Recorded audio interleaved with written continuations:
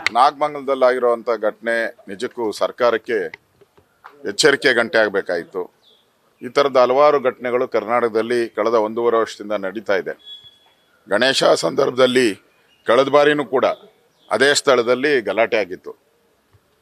ಪೊಲೀಸರು ಏನು ಮುಂಜಾಗ್ರತೆ ತೆಗೆದುಕೊಳ್ಳದೆ ಮಸೀದಿಯಿಂದ ಲಾಂಗು ಮಚ್ಚು ಈ ಥರದ್ದೆಲ್ಲ ಎಸ್ದು ಗಲಾಟೆ ಮಾಡಿ ಸಾರ್ವಜನಿಕರಿಗೆ ತೊಂದರೆ ಕೊಟ್ಟಿರೋದು, ಗಣಪತಿ ಉತ್ಸವಕ್ಕೆ ತೊಂದರೆ ಕೊಟ್ಟಿರೋದು ನೋಡಿದ್ರೆ ಈ ಸರ್ಕಾರ ಯಾರಿಗೆ ಓಲೈಸ್ತಾ ಇದೆ ಅನ್ನೋದು ಅರ್ಥನೇ ಆಗ್ತಾ ಇಲ್ಲ. ಮತ್ತು ಈಗ ಬಂಧಿಸಿರೋದ್ರಂಥದ್ದು ನೋಡ್ತಾ ಇದ್ದೀರಿ, ಎಲ್ಲ ಹಿಂದೂಗಳನ್ನೇ ಜಾಸ್ತಿ ಬಂಧಿಸಿದ್ದಾರೆ. ಗಲಾಟೆ ಮಾಡಿದವರು ಅವರು, ಆದರೆ ಬಂಧಿಸಿರೋದು ಹಿಂದೂಗಳನ್ನು ಬಂಧಿಸ್ತಾ ಇದ್ದಾರೆ. ಅದರಿಂದ ಇದು ನಿಜಕ್ಕೂ ಪರಮೇಶ್ವರ್ ಅಂತವರು ಗೃಹ ಮಂತ್ರಿಗಳಾಗಿದ್ದು ಸಣ್ಣ ಘಟನೆ ಅಂತ ಹೇಳಿದ್ರೆ ಅಂದರೆ ಅವ್ರಿಗೆ ಅದರ ಅರ್ಥ ಏನಂಗಾರೆ?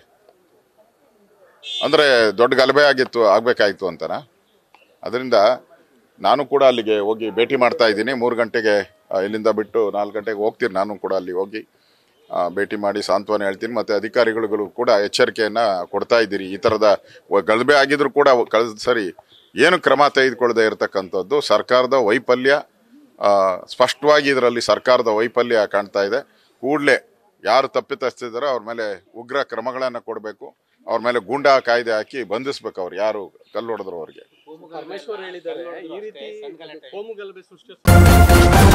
ನ್ಯೂಸ್ ಫಸ್ಟ್ ನಿರ್ಭೀತಿಯಿಂದ ನಿಮ್ಮ ಪರವಾಗಿ.